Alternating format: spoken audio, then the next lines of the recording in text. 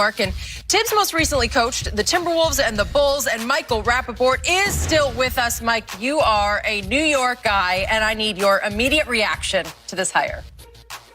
Great. But I mean, am I excited?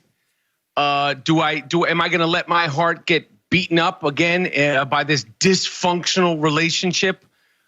I'm not. So yes, I mean, we've had this conversation, I believe, 4 times on this show about Derek Fisher, Phil Jackson, David Fizdale, and now this. And I believe if we dug into the crates, we could go further. The Knicks are such a disappointment. And yes, the Leon Rose and the World Wide West, everybody loves them and so forth and so on. The New York Knicks need basketball players. Julius Randle, RJ, even Mitchell Robinson, who I like. He's got a lot of potential. Stop showing you playing in the YMCA, Mitchell Robinson. We don't need to see those highlights on Instagram. They're embarrassing. But no, they are. They are. Watching NBA players play against non-NBA players, you could put anybody. They're always going to look great, even little Alex Caruso. So as far as Thibodeau, Joakim Noah, he commented to me that, he thinks that he'll have them playing hard. He'll have them playing defense. But this is the same old song. To quote the great Tupac and Humpty Hump, it's the same old song. And until we get players in this NBA, you need stars, except the Raptors at this point. But they have budding stars. You need stars. And those guys they have there now that I just mentioned, they're nice players. But as far as winning a championship, we need real basketball players. And I don't want it to be Ben Simmons or Joel Embiid. I don't want either one of them coming to New York. So to answer the question, I'm lukewarmly excited about Thibodeau because it's inevitably you need basketball players to win in the Garden. But I'm just trying to say, what is there to get excited about? I mean, people make it seem like Tibbs has won like 5 championships. He has not. He went to Minnesota and it was a disaster. Yeah, he got the Bulls to the Eastern Conference Finals a couple of times, I think once. But what else outside of that has he done? I'm trying to figure out how can he get hired 2 times before Mark Jackson gets another interview. Do they not realize Mark Jackson really was the foundation for Steph Curry and Klay Thompson and Draymond? He gets no credit for that. They went to the playoffs with Mark Jackson. No, he gets credit for it. No, but people make it seem like, but I'm just trying to figure, the man can't even get an interview. He's been blackballed, Shannon. Let's call it what it is. He's been blackballed from coaching. It is what it is, and I think it's not fair. It's not like he did anything. I mean, he's been blackballed. Not even an interview. New York would love him. I'm just saying that I'm so sick and tired. I came on this show and I got in both of your faces and I got in everybody's faces when we spent $gazillion on Phil Jackson, and that was a disaster. And I got in everybody's face with there's something with that building. It's polluted. It's infested. It's something about the culture, okay? And I'm sick and tired of it. So do I think cool? He's a good coach. He had the reigning MVP with Derrick Rose in his prime of all primes. He had young Joakim Noah. It worked. But we need basketball players. And you know what else we need? I'm telling you, this is the secret sauce to young players wanting to come to New York. Their practice facility is in the suburbs. No disrespect to the suburbs.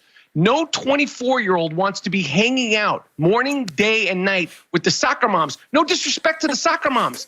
The New York Knicks should move their facility to New York so you could get that true blue New York experience. I'm telling you, that is a factor. A 22-year-old Devin Booker, all these guys, they don't want to live up in the burbs. It's a problem. So listen, I'm ride or die for the Knicks. But I'm beaten down, man. I am beaten down by this whole scenario over and over and over, every single year, every single 2 years, every single 18 months. It's ridiculous. We deserve better. It's the world most famous arena. Mike, Skip Bayless said the Knicks' hopes died when Kyrie and Kevin Durant signed with the Nets. That was your only chance to salvage something over the next 5 years. You missed out on KD and Kyrie. It's kaput. So, Michael, let's spare you any more pain on your Knicks. Let's talk in some way about your Giants, who once upon a time managed somehow to beat the great Tom Brady, the GOAT, twice in Super Bowls. And now he is gone from New England. He is in Tampa Bay, and we want to know, before we let you go, what shot do you give Tom Brady to win yet another Super Bowl down in Tampa Bay? Well, I'm glad you spared me from that, because the Knicks. Did you say that the Giants beat them twice? Mm-hmm. You say once, or you mentioned it twice? They beat them twice. They did. Listen, they have offensive weapons. Tom Brady has been taking this offseason more seriously than anybody else. Nothing will stop him at all costs. He's 53, 54 years old. I'm so glad to see him go out of New England. We know the offensive weapons: Godwin, my guy, Big Mike Evans, Gronkowski, if he could stay healthy. You know, no matter what you get out of Gronk, he brings that magic with him. And Tom's going to look good. They have a tough schedule. It gets a little easier, but, starting off with the Saints, the Panthers, the Broncos, the Chargers, the Bears, and the Packers, it's going to be tough. But it's too hard to say whether or not they can win the Super Bowl. Get to the Super Bowl. I'm more concerned about their defense than I am their offense. But I'm excited. I'm glad to see them go. I can't wait to see a New England, try to rebuild with Cam Newton. That'll be fun. But the party's over in New England. The party's over in New England. But I think Tom Brady and those guys, they're going to be a major issue. But it's a tough division, and it's a tough schedule to start off with. But if anybody could do it, it's Tom Brady. Thank you. Hold on. Did you say, Tom, nobody's taking this more serious than Tom Brady? I've seen more Tom Brady on my phone than I've seen Netflix. All he does is post. All he does is have these little... Showing you. Yeah, showing me what? Yo, he looks... Listen, how do you turn me, Michael Rapaport, into a Tom Brady apologist? He's showing the world, number one, nothing can touch me. Number two, listen, he's gotten fined. He's gotten reprimanded. He's been playing. He's not going anywhere. He's been ahead of the curve with the Instagram and the Facebook and all that stuff. Tom Brady is coming to play football. He's got a tan. The cheekbones are popping. The chin thing is popping. Yeah, color me curious about that. I mean, he might have spent a little time in Beverly Hills, but that's not the hero of this. I'm sure he did. But he's coming to play. He's on a mission. He knows his window is tiny. They're going to be a tough thing. And like I said, Gronkowski being there. Listen, whatever we could get out of Gronkowski is as much as he can stay healthy. Hold on, did you just say we? Yeah. Did you just say we? I've converted him.